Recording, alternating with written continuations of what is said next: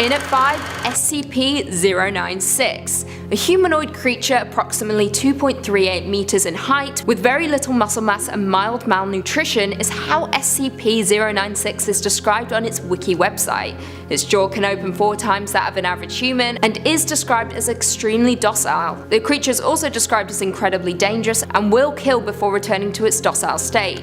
It is contained in a 5x5x5 airtight steel cube, and no video surveillance is authorized. However, one video shows otherwise. In a black and white surveillance video uploaded to YouTube, a humanoid figure can be seen sitting on a bed in a dreary dark room. It does nothing but rock backwards and forwards continuously before laying in a fetal position on the bed. The video jumps between the creature standing, rocking, crawling, and then it disappears altogether before the bed flies across the room without any warning. Now, though labelled as SCP-096, it is unconfirmed if this is the real creature in question. What do you guys think? In at 4, SCP-173. Now right off the bat I'll say this video is fake, 100% fake. Nothing about this is real, but it's creepy. It's never not creepy, purely because SCP-173 is just simply terrifying to look at. Plain and simple. Now 173's description is odd and its origins unknown, but here's what is stated on its wiki website. SCP-173 is animate and extremely hostile. The object cannot move while within direct line of sight, but if line of sight is broken, even via blinking, 173 will attack by snapping the neck at the base of the skull. Yeah, brutal. Now, this video uploaded by Sammy Whiteley is pure excellence. They animated 173, and that's it. It's just 173. However, while watching, you're almost too afraid to blink, just in case it jumps out of your screen and snaps your neck. I didn't risk it, will you? Number 3, SCP-4480. I always knew that snake oil salesmen were trouble, but this SCP brings it to a whole other level. SCP-4480 is a humanoid entity able to adjust its appearance and produce identification at will. It is known to have had influence over many bureaucratic structures throughout the world, including the Foundation. 4480 is always selling patent medicine, homeopathic remedies, and mercurial substances with dubious medical value. So, like I said before, a snake oil salesman. The gender, sex, race, height, and other physical attributes of this disgraced doctor can vary based on the context of its location. I guess that means that it could very well become an Instagram influencer, hawking hair tonic and skinny tea. It will spend most of its time dormant, during which it travels to locations known to be suffering from epidemics, disease, addiction, and mental illness. Almost always, it will head to disease vectors like factories, shipping centers, or between offices and other bureaucratic structures. Often these places are where individuals sacrifice their physical and mental well-being for perceived economic and social gains. Once there, it will offer medical services to the individuals, sometimes helpful, sometimes harmful,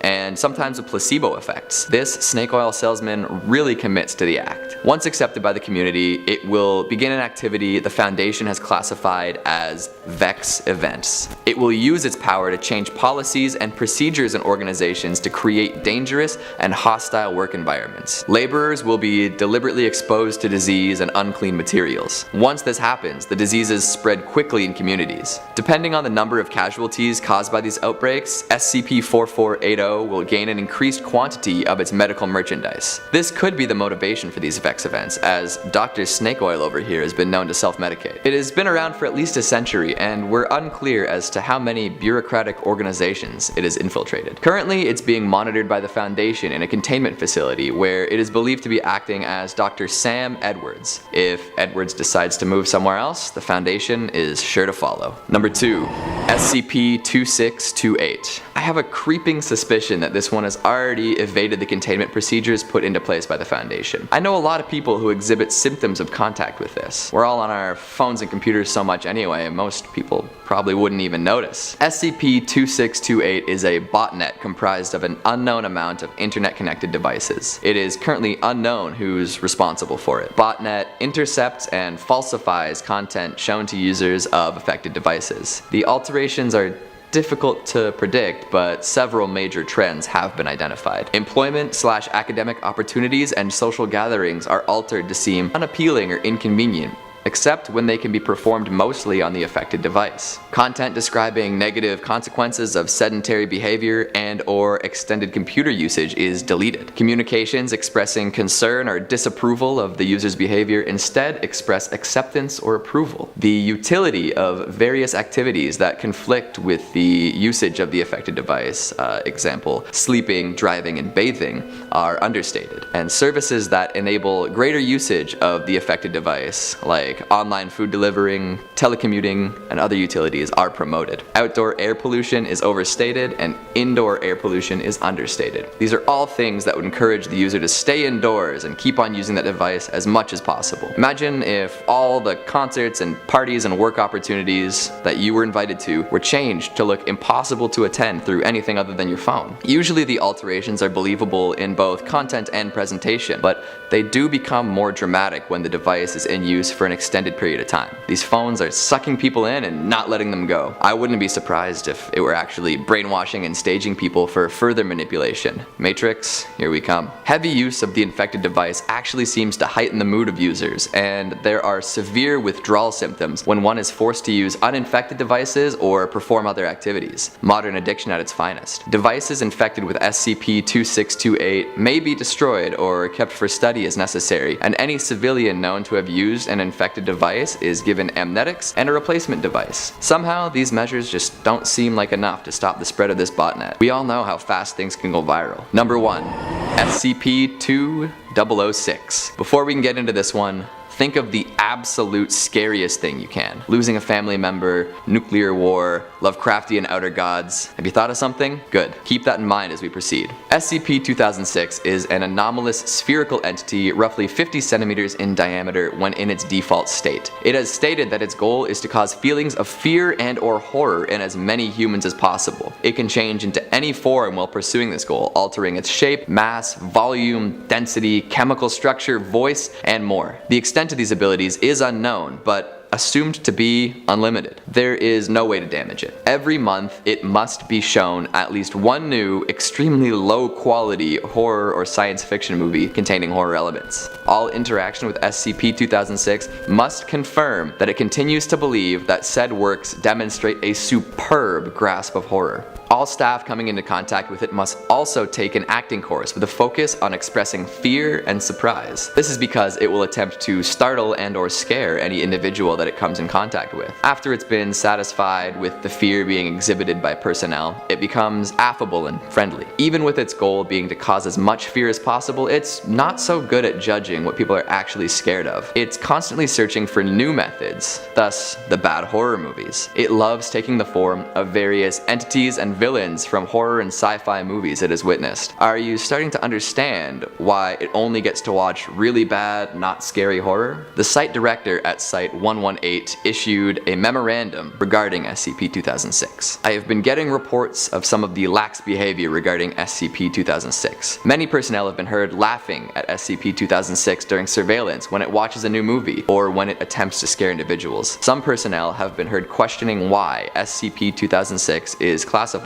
as a Keter entity. I am here to remind you that a Keter entity is a Keter entity, regardless of how innocuous it may seem. No, SCP-2006 is not a rampaging demigod, nor is it a regenerating super lizard. However, it possesses the same level of danger as any other Keter that the Foundation has contained. Think of SCP-2006's purpose. It wishes to scare people. Imagine what would happen if SCP-2006 broke containment and found out what really scared people. Imagine if it saw the horror and fear of war, or the concepts of paranoia or phobias common to each and every human being. Imagine if it found the true horror of a nuclear holocaust or an XK class scenario. Now, couple that with an entity that possesses shape-shifting abilities with no known limits, and you'll understand why it's classified as Keter. So think back to what I had you imagine at the beginning of this entry. If 2006 were to escape, it would likely find you one day and enact the very thing that frightens you to your core. And once it comes across the more existential fears inside humans, oh boy. Number 5, SCP-1048. Do you remember your childhood teddy bear? What did it look like? Did you wish that it would walk around with you and play with you? Well, this SCP might have been exactly what you were looking for, just be thankful that you didn't actually have this toy as a kid. SCP-1048 is a small teddy bear around 33 centimeters in height. There doesn't seem to be anything differentiating it from a regular teddy bear except for one thing: it can move on its own.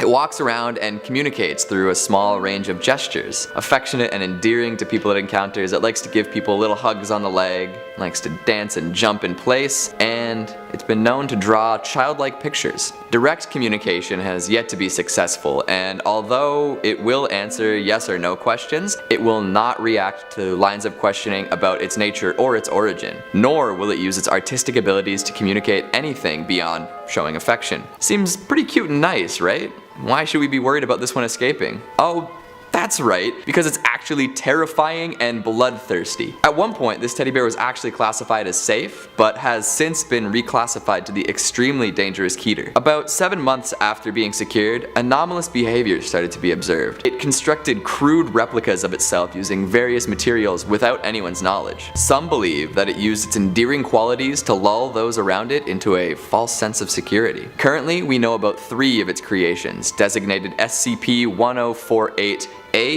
B, and C. The behavior of these replicas is different from the original, as they all exhibit extreme violence towards humans. 1048-A is a teddy resembling the original, but disgustingly enough, is comprised entirely of human ears. You heard me right, it is a teddy ear. When discovered by a group of people at the containment site, 1048-A emitted a high-pitched shriek, hurting the eyes and ears of all nearby. Ear-like growths then started to form all over the bodies of people nearby, and anyone affected died of asphyxiation within 3 minutes. The asphyxiation is caused by a multitude of ear-shaped growths suddenly developing in the mouth and trachea of all the victims. That has to be one of the grossest ways to go. I bet there's tiny little earwax in there too. Ugh. 1048-C is a little guy made up of rusted metal scraps that has been witnessed killing and maiming multiple Foundation members. A report from a doctor on the scene stated, "I cannot stress this enough. The damn thing jumped through those poor people.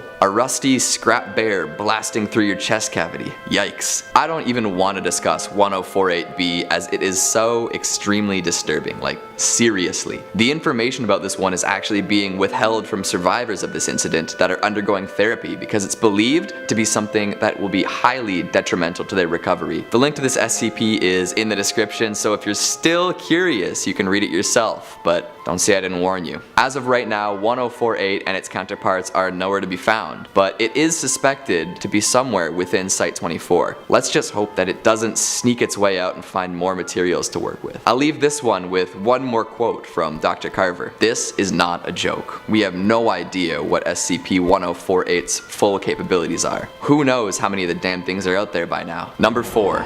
SCP-902. This one is a perfect example of the old saying, innocence is bliss. Relegated to the Arctic base Theta-12, it is the only SCP to be contained at this site. There are 50 security personnel keeping watch at all times, and no research is to be done on this object. It is considered imperative that only a very limited number of senior Foundation staff know about this. It is so dangerous that in the event of a security breach, the whole facility will be demolished by way of hydrogen bomb. That is some serious security. The item itself is what appears to be an ammunition box roughly the size of a human head. It's made of lead, and the composition of the item inside it is unknown. It's constantly ticking, and anyone who hears this becomes convinced that the item is counting down to something. When it's opened, it appears empty, but the ticking continues. Anyone who becomes aware of SCP-902 immediately becomes convinced that it is horribly dangerous and needs to be destroyed as soon as it finishes counting down. Staff who are exposed to the box will try to open and close it over and over again, looking for the item inside. The end of the report on this item actually implies that even knowing about this box will doom someone to a form of madness. It reads, "There is no object. There is an object. It has to be destroyed when the countdown stops. We are doing great work.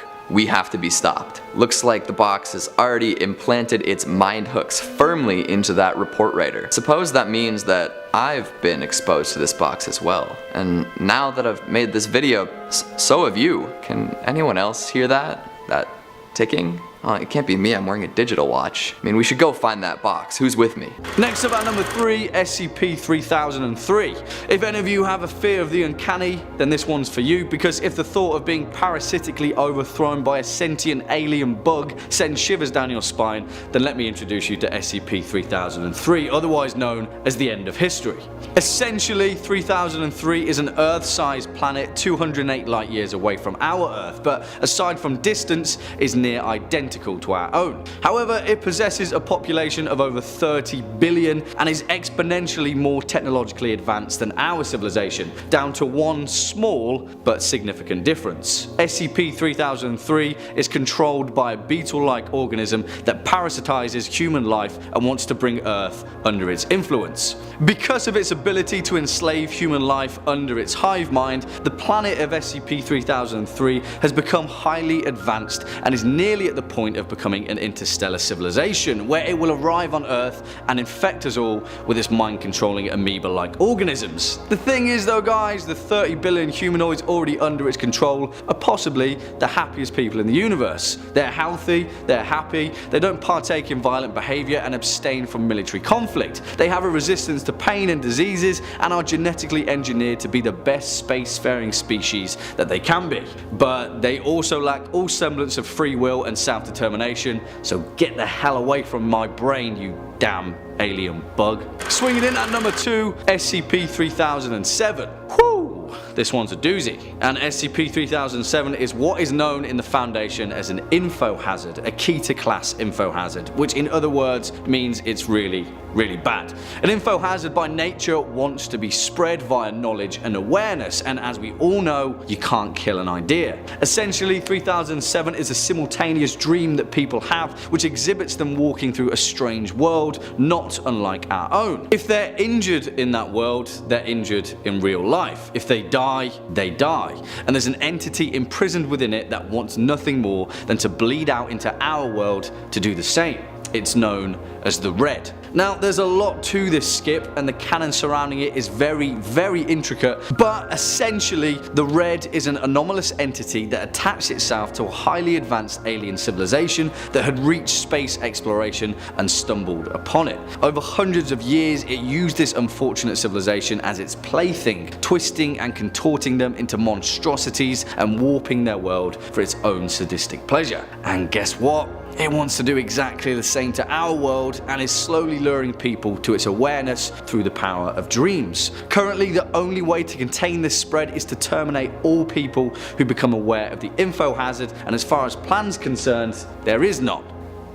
Oops. And finally, at our number 1 spot, SCP-001 SDL. Alright, as far as fiction goes, SCP-001 When Day Breaks is one of the most masterful and horrifying stories told throughout the entire Foundation, and it's a testament to exactly what the SCP multiverse can produce. Now, there's no clear definition on what SCP-001 is, and instead there are over 30 different proposals which keep the whole thing ambiguous. One of those proposals is SDL, or When Day Breaks, and it gives a whole new meaning to Don't Go Into the Light. Essentially, SDL is an extinction level event where the sun has turned everyone on Earth into an amorphous goo, which still retains its sentience and essentially reduces Earth's population to malevolent flesh zombies. What is left is a bleak, inhospitable world for its survivors, people on the edge of existence, roaming the wasteland, trying to stay in the shadows and avoid the roaming hordes of melted flesh zombies. What makes it worse though is that the amorphous goo has a tendency to combine into each other,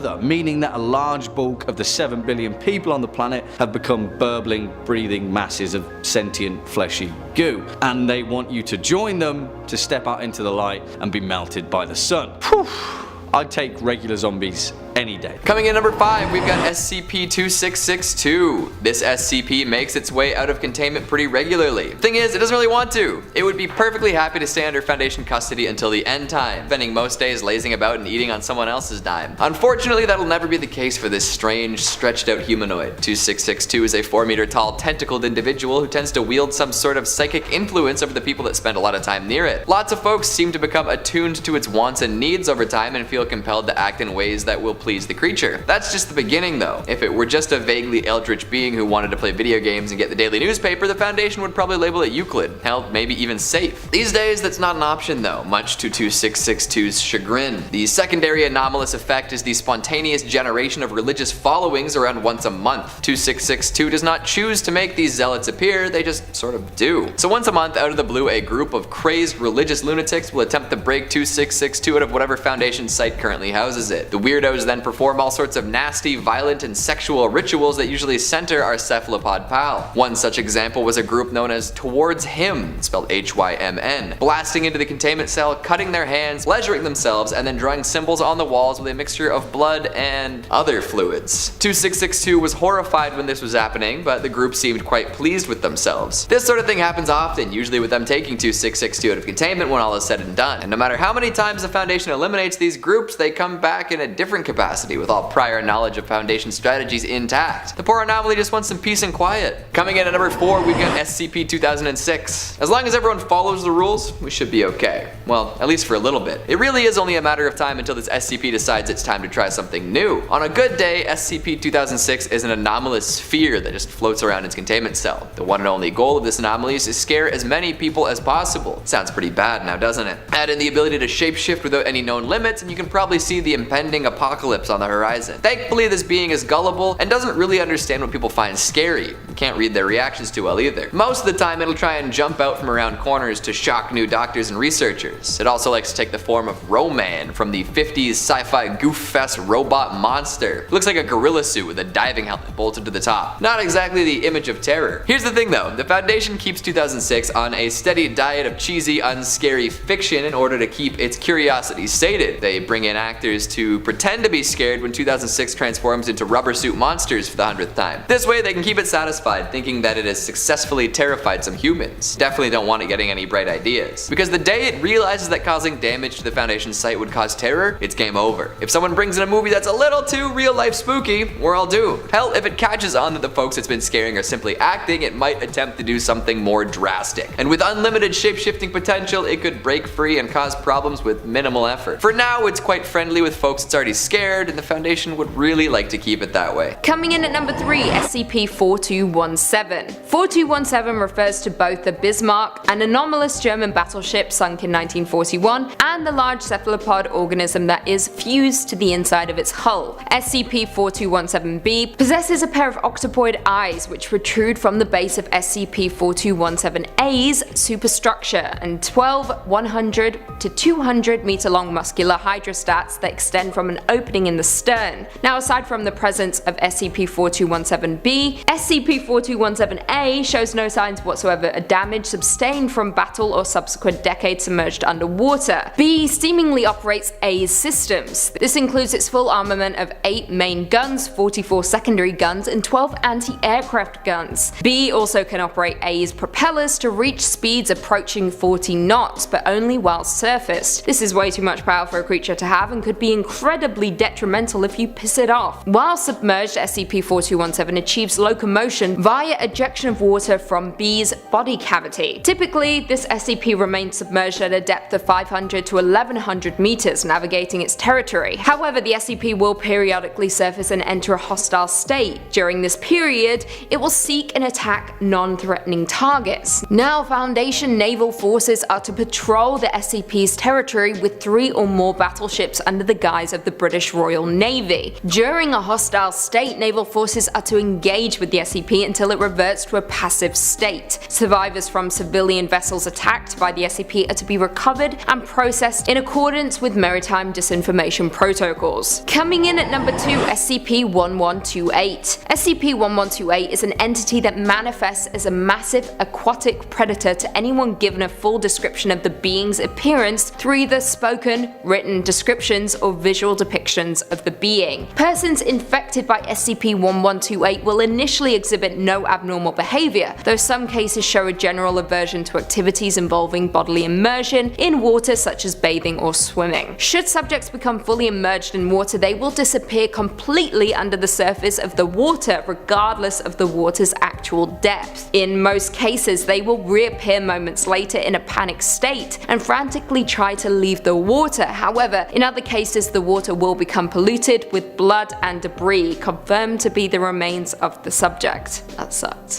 The subjects that reappear intact claim that they were transported to a vast ocean where they were pursued by SCP-1128. Interviews with the surviving subjects carry further contamination, as descriptions of the being's appearance trigger further infections. Yikes. Written description or imagery of the SCP's appearance or videos of the entity breaching found outside of the Foundation are to be destroyed, and Class C amnestics are to be administered to anyone exposed to such information or showing signs of the SCP's contamination. A written description of the entity's appearance is to be kept at site blank for experimental purposes only and is not to be read by anyone other than D-Class used for testing. If exposed, staff are to report immediately for administration of Class C amnestics. And finally, coming in at number 1, SCP-3000. SCP-3000 is a massive aquatic serpentine entity strongly resembling a giant moray eel. The exact length of 3000 is impossible to determine, however it is believed to be somewhere around 600 and 900 kilometers, with the head of SCP-3000 measuring roughly 2.5 meters in diameter, and sections of the body proper being around 10 meters in diameter. Yeah, horrifying. Now 3000 is typically a sedentary creature, only moving its head in response to certain stimuli or during feeding. The majority of its body is located around the Ganges fan and rarely moves at all. SCP-3000 is carnivorous and despite its sedentary nature is capable of moving quickly to dispatch prey, aka us if we were ever to encounter it. Despite its size, it is believed that SCP-3000 does not require sustenance to maintain its biological functions, aka it kills for the hell of it. When 3000 consumes prey, a thin layer of viscous, dark grey substance classified as Y909 is excreted from its skin, with the end result of its digestive processes currently unknown. In some historical records, Dr. Eugene Getz reports on SCP-3000, I quote, "The unease was felt throughout the entire crew as we descended on that first night. Whether this was due to our uncertainty at what we would discover or something more sinister, I would not speculate. At around 0940 hours, we first observed the head of the entity. The unease was palpable now. Several other crew members complained of feeling hazy and of being uncertain what they were supposed to be doing. When we were within 50 meters, the entity turned slowly to look at us. Even now, as I recall watching this thing coil around in the darkness, I can still hear Williams barking like a mad dog in the rear of the vessel, screaming and flailing, shouting about how he could see it in his head. Frightening stuff. The area containing SCP-3000, currently a region of the Bay of Bengal, roughly 300 kilometers in diameter, is to be routinely patrolled by Foundation naval vessels. Under no circumstances are civilians allowed to attempt deep-sea exploration or diving efforts in the quarantined area. Individuals believed to have contacted SCP-3000 are to be contained, quarantined, and processed at Site-151. Sadly, there is currently no known cure for exposure to 3000. As such, affected individuals should be contained and quarantined for further evaluation. Awful. Kicking off at number 5, SCP-2317, and I'm sure you'll all appreciate this fact, but this video is going to have a lot of jumbled numbers throughout because you know that's how catalog systems work, right? Well, let me introduce you to SCP-2317, which is the perfect way to demonstrate the levels of secrecy that the SCP Foundation operates. So much so that depending on what level of security clearance you have, the more you'll know about 2317, and the more you'll realize how absolutely screwed we'd all be if it ever got out. Essentially, SCP-2317 is a locked wooden door that leads to an alternate reality. Inside that reality is a demonic, anomalous entity that swallows planets whole, yet is supposedly locked away by 7 bones of another of its own species, binding it in a ritual that by all accounts will prevent the end of all existence. The thing is though, 6 of those bones are broken, and now there's only 1 of those bones preventing it from escaping. The Foundation goes to great lengths to fabricate a ritual which involves human sacrifice, which it tells its lower ranking staff will prevent said end of the world. Spoilers though, it doesn't, and all it does is serve as a way to mentally distract everyone from the inevitable end of all life. Whew, heavy stuff. Coming in at number 4, SCP-2389. Now, it's important to note that there's a slim chance that SCP-2399 won't be a world-ending catastrophe after all, and its intentions are to simply land on Earth and usher in a new age of technological prosperity. But really guys, would we ever want to take that risk? because I wouldn't. In short, SCP-3389 is a massive alien continent-sized complex mechanical structure that was on course for Earth before it was caught in the gravity of Jupiter's moon of Io, causing it to become stranded on the gas giant, automatically activating its self-defense protocols, resulting in what is now known by astronomers as the Great Red Spot. Now, SCP-3399 constantly dispenses fleets of small drones that slowly repair it, and as far as the latest update goes, it's nearly ready for completion. The thing is, it's encased in an indestructible force field that the Foundation currently has no way of even denting or even scanning to figure out what the hell is going on underneath there. Their latest plan was known as Protocol Legionnaire, which essentially was firing a volley of nuclear warheads enough to wipe out civilization 1,000 times over. And guess what? Not even a dent. Whatever's under there has got the Foundation spooked and in all likelihood will result in the end of the world as we know it. Hey, that's a song, right? In at 3, SCP-049. Also known as the Plague Doctor, this SCP is described as being a humanoid entity, approximately 1.9 meters in height, and bears the appearance of a Plague Doctor. Now, although it appears to be robes the creature is wearing, over time the garments seem to have grown out of its own body. It is capable of speech, being knowledgeable in a variety of different languages, and is capable of death by touching those around it, causing all of their bodily functions to cease. However, it is known to be quite cordial. In this video in question, we see what appears to be the Plague Doctor roaming around a riverbank before slowly walking away and out of sight. The video is short, but is creepy nonetheless. Where is it going? Why is it there? Is it looking to kill? I guess we'll never know. Coming in at number 2, SCP-173. Again. Now, this is slightly cheating, I know, but it's hard to find videos of SCP creatures out there. You know they're locked up, right? Well, this is another very well made video of SCP-173, uploaded to YouTube by David Anatoly. The video begins with a man waking up on the floor outside before entering a building where he finds a piece of paper on the ground. It shows a picture of SCP-173 as well as gives a brief description of the creature. The man blinks and before him stands 173. He blinks again, it gets closer. He then starts running through the building in an attempt to lose sight of the creature. But take a look what happens for yourself. I don't want to ruin it all for you. And finally, in at number 1, SCP-087. SCP-087 is simply an unlit platform staircase. Yep, stairs. Specifically stairs descending on a 38-degree angle for 13 steps before reaching a semicircular platform of approximately 3 meters in diameter. According to the SCP Wiki, there is no light present on the staircase as light sources brighter than 75 watts have been known to be absorbed by SCP-087. Previous reports have stated distressed sounds from a child on the staircase. However, descending the staircase doesn't bring you any closer to the sounds, it just remains, no nearer or farther away from your location at any time while on the stairs. Now, in one particular video uploaded to YouTube, a person can be seen wandering around in the dark in what appears to be a basement or the ground floor of a building. All I know is there's stairs somewhere in there. I saw them. I'm sure there's stairs there. At one point, a set of eyes can be seen, clearly visible from within the dark depths. Now, whether this is real or just a prank, it's probably a prank, this video is truly chilling. Take a look. Starting us off at number 5, we've got SCP-439. Who here is a fan of the worst torture imaginable? I don't know about you folks, but being immobilized and subjected to immeasurable pain is not exactly my cup of tea. No judgment, you know, everyone's got something, but stick with me and I'll introduce you to an SCP that will make your skin crawl like never before. Actually, I don't know if your skin could crawl after this one's done with you. SCP-439 is a grayish earwig that loves to crawl into the mouths of sleeping humans, all the way down into their lungs. If encountered while awake, it presents no more of a threat than a normal earwig. However, once this thing climbs down a sleeping person's trachea, it will settle in and subject you to a world of hurt. The first few hours after waking, the host will complain of chest pains and shortness of breath, followed by abdominal cramping. This tightness in their chest will worsen and a fever will rise until the host is incapacitated. At this point, the host will develop a disorder that's usually genetic and promotes additional bone growth into people's muscle tissue. This happens very rapidly and is extremely painful, often with bone spurs protruding through the host's flesh. The host will then seek shelter in a dark, enclosed space like a heating duct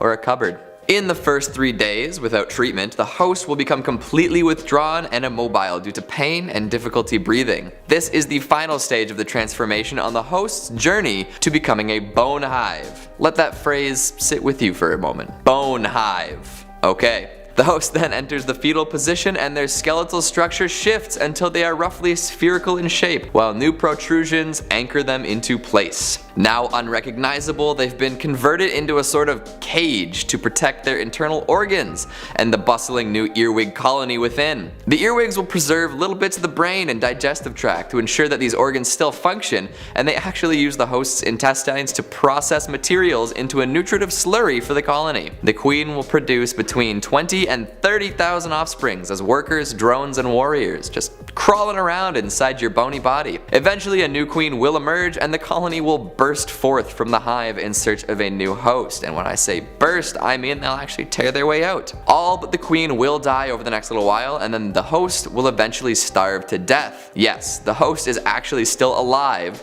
while all of this is happening. Experimentation suggests that they're actually still semi-conscious during the process as well, which a fate worse than death, to say the least. Filling out our number 4 slot, we've got SCP-3199. Colloquially referred to as eggheads, these are big, weird, bald chickens that could very well end the world if left unchecked. These giant humanoid fowl clock in at around 3 meters tall and weigh almost 800 kilograms when fully grown.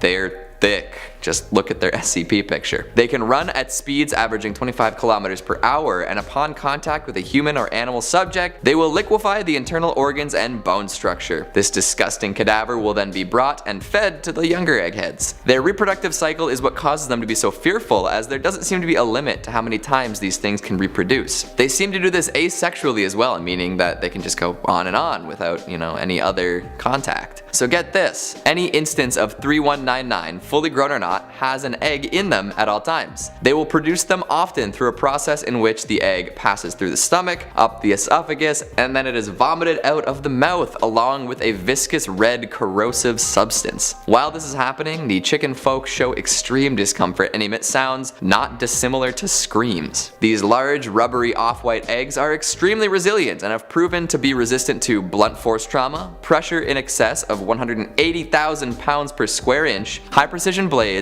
and long-term acid exposure. While it's easy enough to dispatch an egg head, the eggs themselves are hard to destroy. And the fact that they can reproduce at extreme rates means that this could easily represent an XK class scenario via overpopulation. Imagine living in a world where everywhere you look you see awful flabby chicken manticores vomiting eggs and acid. Although I wonder if the chickens fry up nice.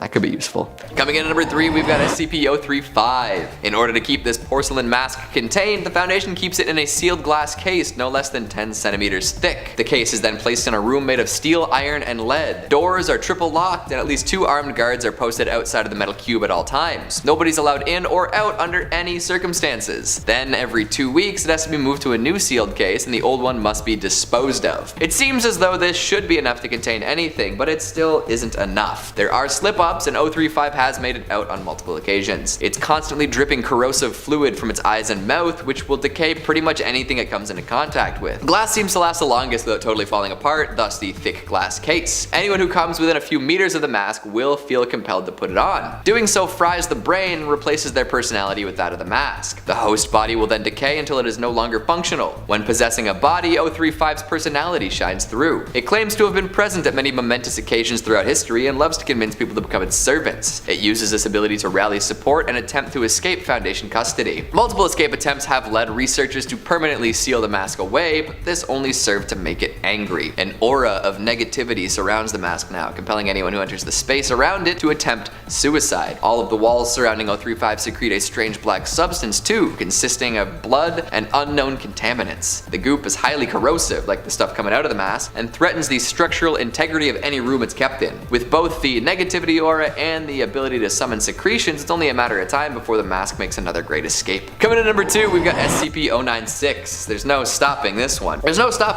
If someone sees an image of its face in any capacity, no matter how far away they are, 096 will track them down and kill them. The pale, lanky humanoid will cross oceans, plains, and mountains to unhinge its terrifying maw and tear folks to pieces. It's been clocked running at 35 kilometers per hour and has been known to accelerate to much faster speeds. In fact, the top recorded speed has been redacted, so we probably don't want to know how fast it can actually go. The Foundation has attempted to contain it to prevent these violent activities from continuing, but to no avail. If it's compelled to find the person who witnessed its visage, it'll make its way to them no matter what, and in the process of doing so, more people are likely to see it and become targets. The only way to prevent this from happening is to terminate it, and that has also proven to be quite difficult. The thing has withstood anti-tank rounds, taken hundreds of 50 cal rounds to every part of its body, and kept trucking. You could tear all the flesh away from its bones and it would continue killing, so yeah, this thing is gonna escape, and it'll escape again. Thankfully, it seems to become docile after eliminating everyone who's seen it. This has provided the Foundation with ample opportunity to retrieve and safely place it back in containment where no one else can witness it. One of these days, though, there's gonna be a chain reaction of witnesses, and we're all done for. And finally, at number 1, we've got SCP-2845. So go ahead and read the containment procedures for this godly deer. Just go and see how complex and ridiculous it gets. There are morality plays performed featuring 6 masked figures. People are forced to drink half liters of olive oil before breaking boulders with hammers. Children are to be roasted and eaten, and more, all on a constant 63-hour and 54-minute cycle. A lot of ritualistic nonsense has been outsourced at this point, but it must be done by the numbers all the time with no mistakes or variations. Now that the ritual has been set, it must be performed exactly so for the rest of time. If this can be kept up, 2845 will remain contained. If not, the godlike creature will escape and transmute matter to its heart's content. This will be catastrophic for everyone involved. Really, there shouldn't be any way for the Foundation to contain this powerful entity. Any cage they could build would be immediately turned into metallic hydrogen and helium, and the beast would run free as if nothing had been there in the first place. But by divining this insane ritual and performing it forever, the deer remains in one place. One slip up though, and it all falls apart.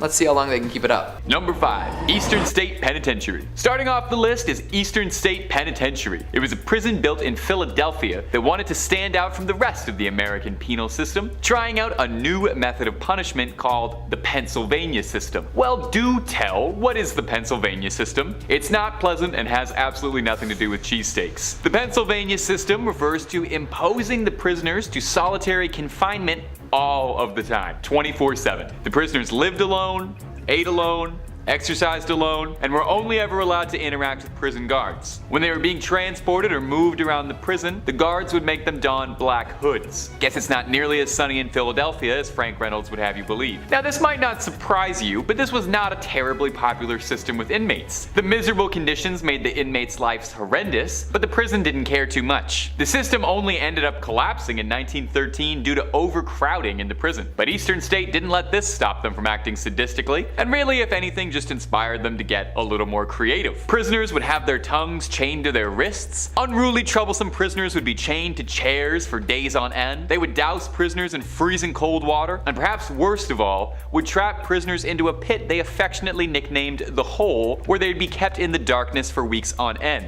I'm really not sure if that's any better than the original system. In 1970, after decades of terrorizing its inmates, Eastern State let the last of its inmates free and closed the gates permanently, only to crack them back open a little bit as a tourist location, reopening its walls as a haunted attraction. Due to its horrific history and ominous atmosphere, the prison was rebranded as a haunt, with legends saying that you'll hear all kinds of disembodied laughter, screaming and crying, ghostly figures, shadows moving across the wall, and unexplained footsteps. And if you're looking for more scary stories about prisons or really about anything, then you're at exactly the right place. Stay subscribed to Top 5 Scary for more new scary videos every day. Number 4.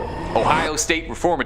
Ohio State is the picture of a perfect prison. I mean, literally, it was the set for the Shawshank Redemption, so it's kind of a big deal in the prison world. The prison first opened its gates in 1890 and was initially an intermediate penitentiary, a facility for first-time offenders who were deemed too violent to be in other prisons. The inmates were taught basic trades for release and reintegration. However, the prison population started to swell too much by the 20th century, and the reformatory was forced to accept inmates convicted of serious crimes. While day-to-day operations weren't too terribly out of the norm for any other prison, one event in the 1930s may have contributed greatly to the paranormal rumors surrounding it. In the late 1930s, a riot broke out in the East Cell Block, and as punishment, the guards rounded up 120 rioters to share 12 solitary confinement cells together for a week without any food or water. Obviously, this led to multiple prisoners passing away, and even more being broken down to the point of madness. Just outside the prison stands two 215 numbered graves, a monument to all the horror that the prison had experienced over the years. Since then, the prison itself has reformed,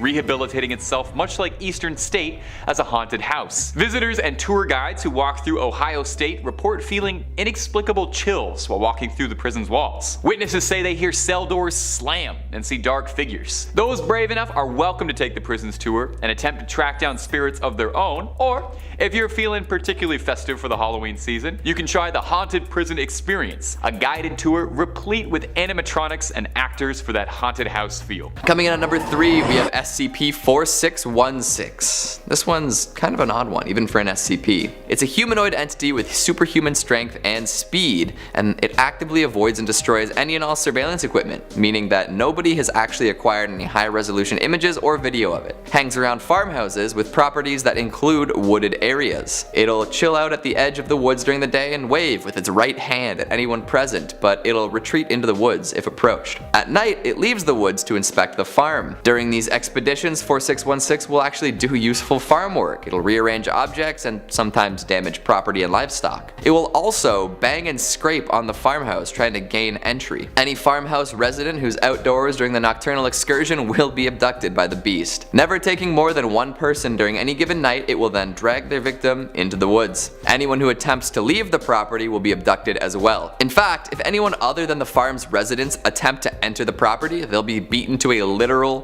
pulp. Yes, reports have shown that victims of an attack end up as a semi-fluid pulp. Those are the words that are in the report. Imagine the noises that might make. Just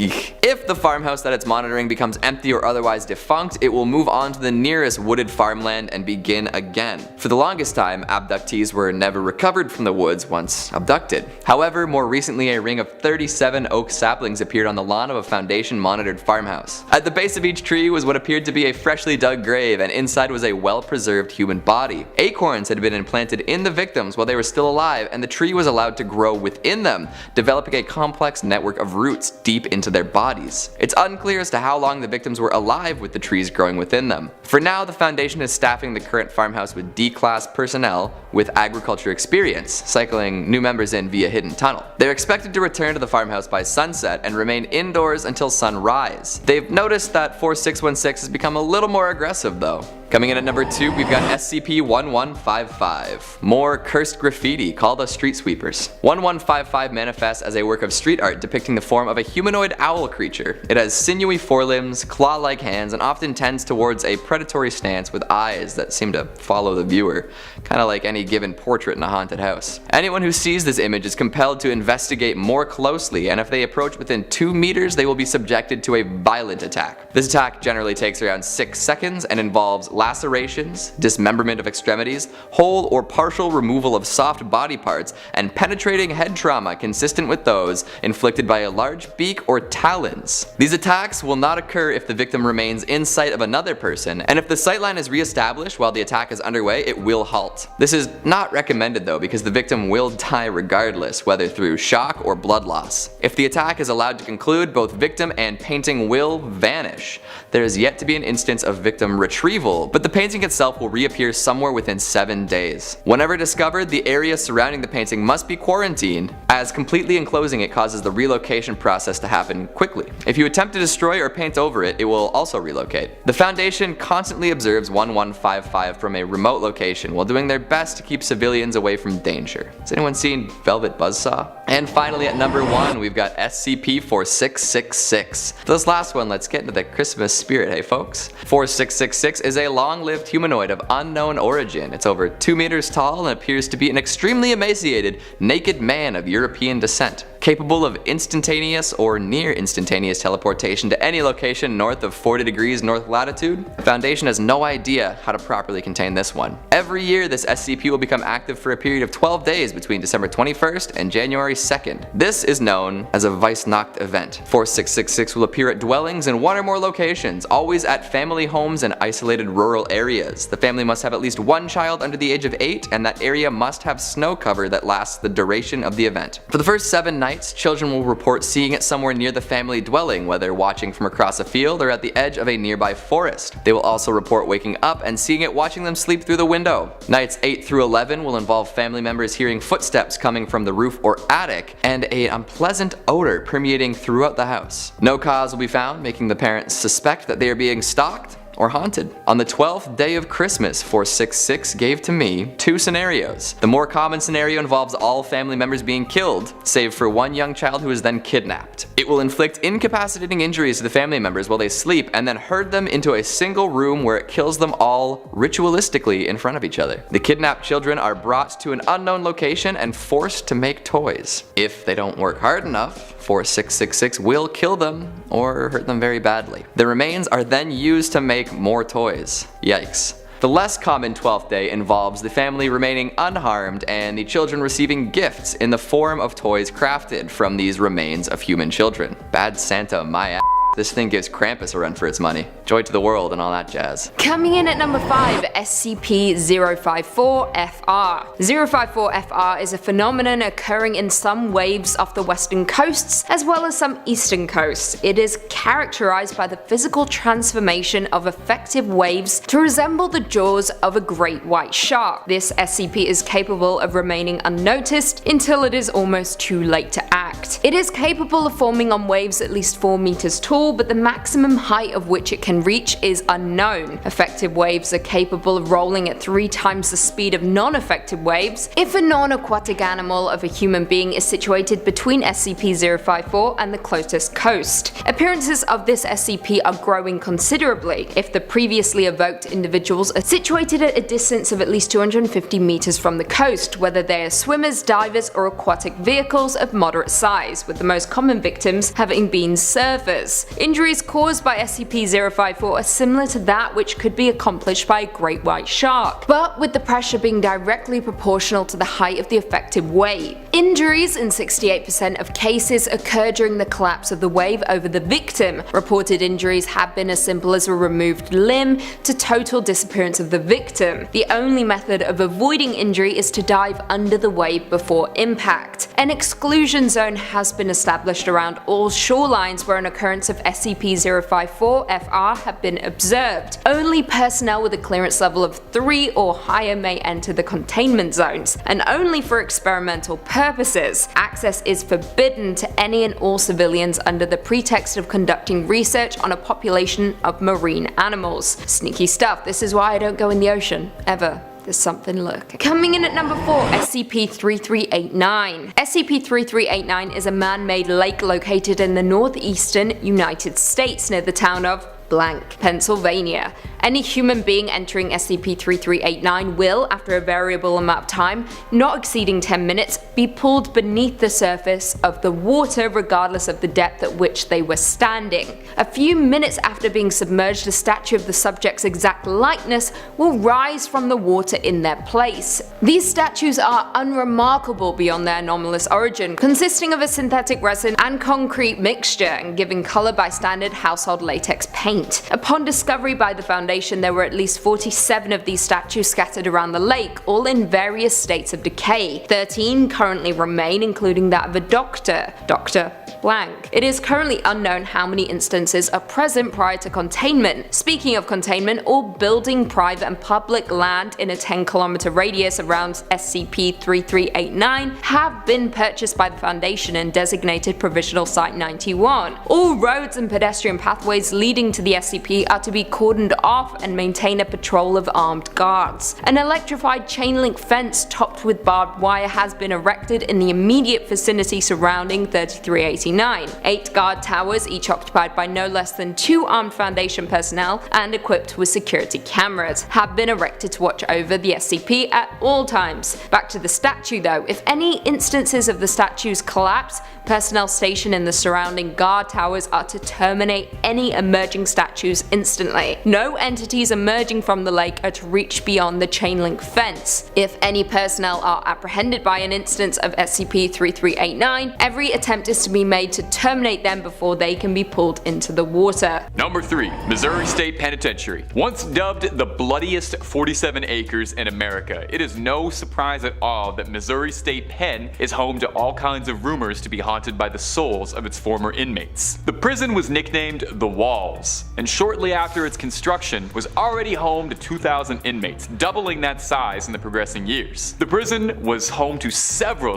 riots and escape attempts, with the most infamous attempt occurring in 1954, when some 2,500 inmates participated in a massive day-long riot. 4 buildings burned and the National Guard was called in. Shockingly, out of this, only 4 inmates were fatally injured during this event, and none managed to escape, lending to the prison's hard reputation. Now, the prison has always been reported to be haunted, even during its operation, with both guards and inmates during its service claiming to see spectral apparitions. Most of the ghost stories come out of the prison's oldest building, the A building, home to some of the crueler punishments, including an underground room called the Dungeon, a dank, hostile basement with a low ceiling forcing prisoners into a subservient position where the only light that could be observed was a slit through the door. Modern visitors to the dungeon complain of the disgusting odor of bodies that's pungent, and they feel like they're being watched. Disembodied voices have even been picked up by EVP monitors while wandering through the dungeon. In the control room, visitors report occasionally seeing a spirit